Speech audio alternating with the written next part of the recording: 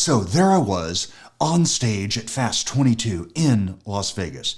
I was giving my talk about some of the papers we've discussed right here on the EMS Lighthouse Project podcast. As a matter of fact, I just wrapped up discussing the ECMO study from Prague. You know, the one that Mike and I were just talking about. It showed promising but statistically insignificant results. And all of a sudden, I started getting heckled by this guy in the front row.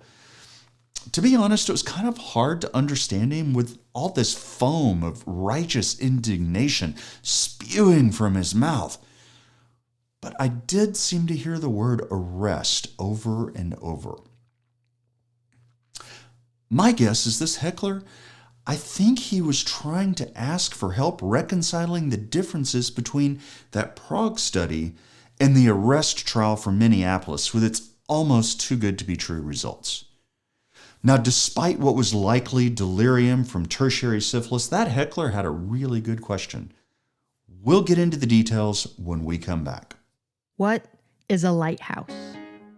It is a tower with a bright light at the top, located at an important or dangerous place. The main purpose of a lighthouse is to serve as a navigational aid and to warn of dangerous areas.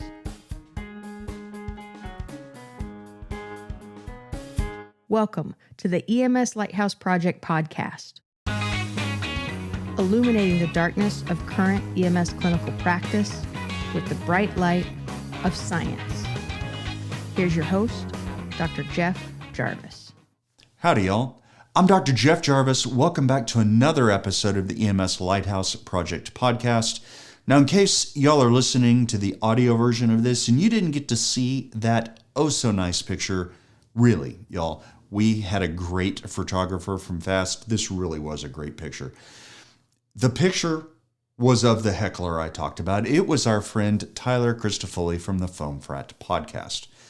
Tyler was having a bit of fun, but he really was asking a fundamentally good question. How do we make sense of two well-done trials with seemingly different conclusions? The answer to this has more to do with understanding science than it does understanding these two trials. First, let's get into the details of this new study. The title of the paper is Advanced Reperfusion Strategies for Patients with Out-of-Hospital Cardiac Arrest and Refractory Ventricular Fibrillation, ARREST. It's a phase 2 single-center open-label randomized control trial. It was published in The Lancet December 5th, 2020 by Dr. Yiannopoulos, writing for a group of very well-respected resuscitation scientists. They describe a small randomized control trial conducted at the University of Minnesota Medical Center where they randomized adults with non-traumatic cardiac arrest and shockable rhythms to either early ECMO-facilitated cardiac catheterization or standard ACLS in the emergency department. They enrolled consecutive adults between the ages of 18 and 75 with an initial shockable rhythm refractory to at least 3 shocks and a transport time estimated to be under 30 minutes. For those randomized to the intervention group, they're placed in a Lucas device with early transport to the emergency department, where they had confirmation that they met all of the inclusion criteria and none of the exclusion criteria. Now, after enrollment, they had an ABG obtained. If this met what seemed to me to be pretty reasonable criteria for futility, they terminated the arrest and no further intervention.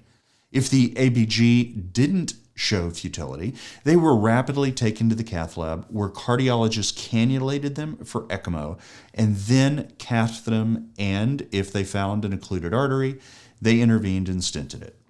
For those patients randomized to the standard therapy group, they remained in the emergency department and got usual care.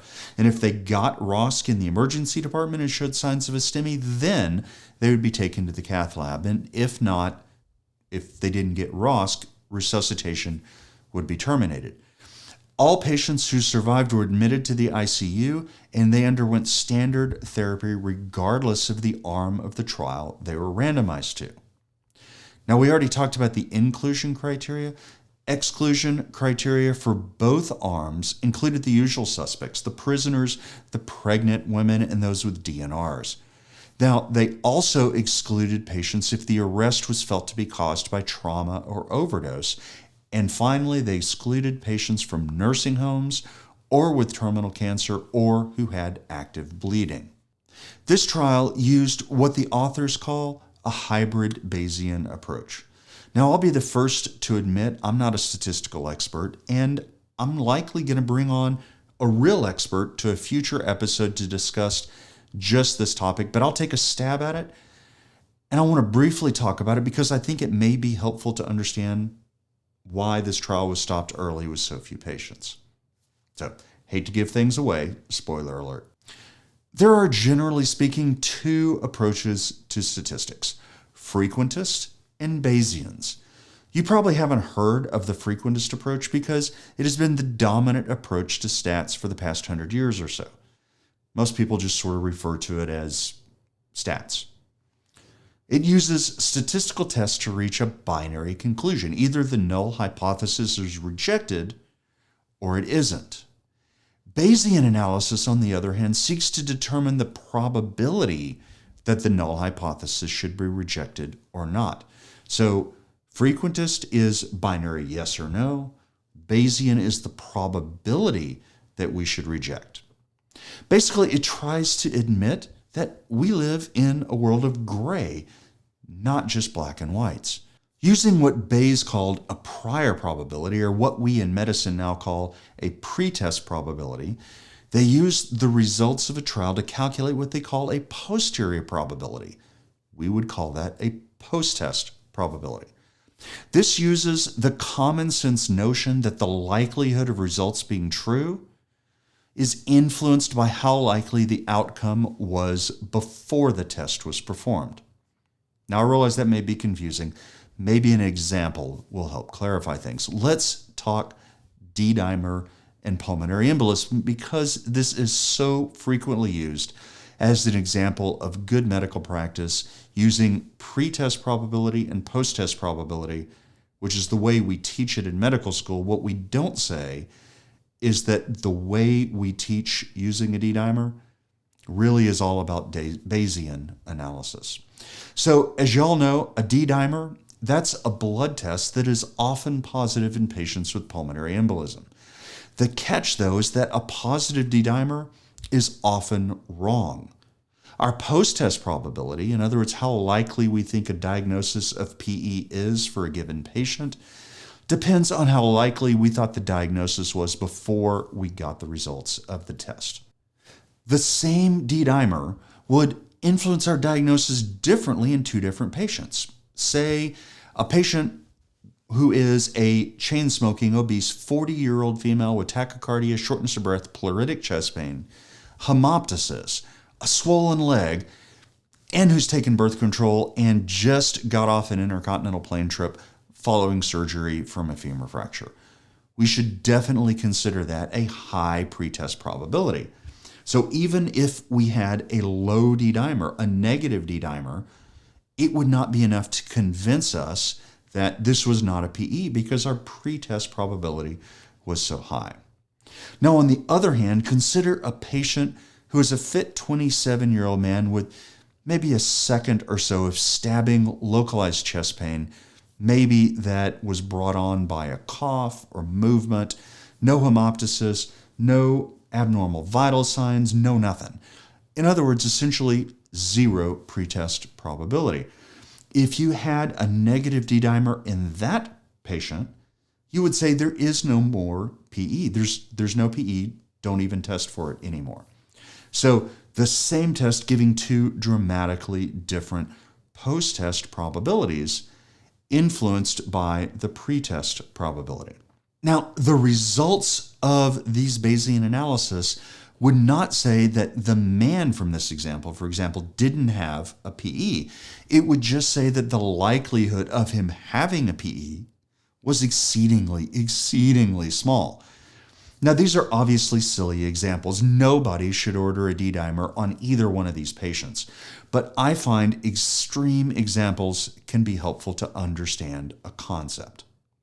Now, one potential benefit to a Bayesian approach is that trials might be able to reach significant results with fewer enrolled patients.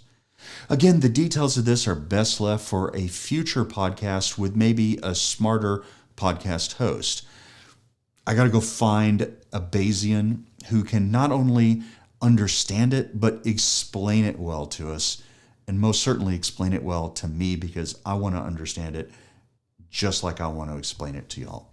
For now, let's just go with understanding that the approach they took in this paper is well-founded. They shouldn't just disregard the results because we don't fully understand the methods. I had to bring this up because I'm glad to see more Bayesian approaches in the literature. Now, if you're interested in this topic, but not ready to dive into, say, a meaty math text, take a look at this book. It's The Theory That Would Not Die, How Bayes' Rule Cracked the Enigma Code, Hunted Down Russian Submarines, and Emerged Triumphant from 2 Centuries of Controversy. It's a great read by Sharon Birch McGrain, and I highly recommend it. Now, with that bit of nerdery out of the way, let's get straight to the results. There was a total of 30 patients enrolled, 15 in each group. So why 30? Because 30 was the number identified before beginning the trial as the point for the first of what was going to be several interim analyses. The trial was stopped early because this planned interim analysis, it determined that continuing to randomize patients to standard of care was likely unethical given how heavily the results favored the intervention. In other words, the results were amazing. How amazing? Well, let's talk about it. Their primary outcome, survival to hospital discharge, was present in 43% of the ECMO group and only 7% of the standard therapy group. Not that anybody needs to do complex stats on this, either Bayesian or frequentist, but the difference between those two is 36% and had a 95% confidence interval of between 4% and 60%. And survival at 6 months was 43% in the intervention group and 0% in the standard care group. Now, let's compare these amazing numbers to what was seen with the Prague study. They enrolled 124 patients to ECMO and 132 to standard care.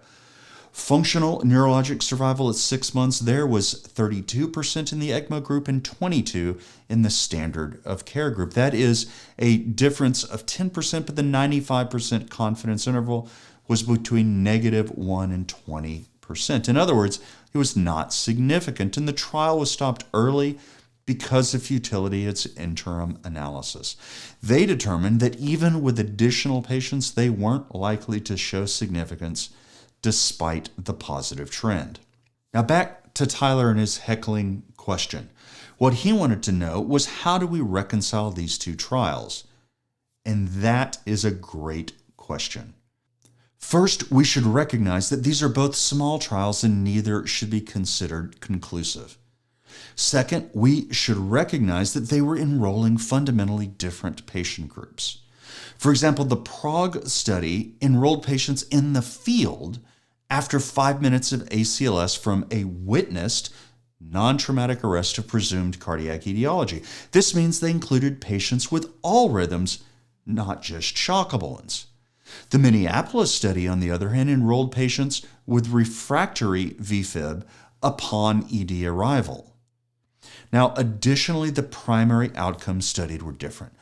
The Prague study looked at 6-month functional neurologic survival, while the Minneapolis study looked at all survival to hospital discharge.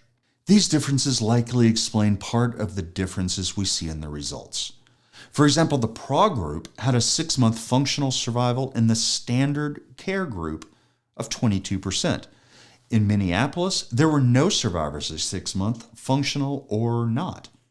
And 22% survival from witnessed arrest in the field, that's within the range of what we would expect to see in the U.S., with the understanding that most of these survivors would achieve ROSC prior to hospital arrival, but perhaps after 5 minutes. And remember that the Prague enrollment, that was done in the field after only 5 minutes of ACLS.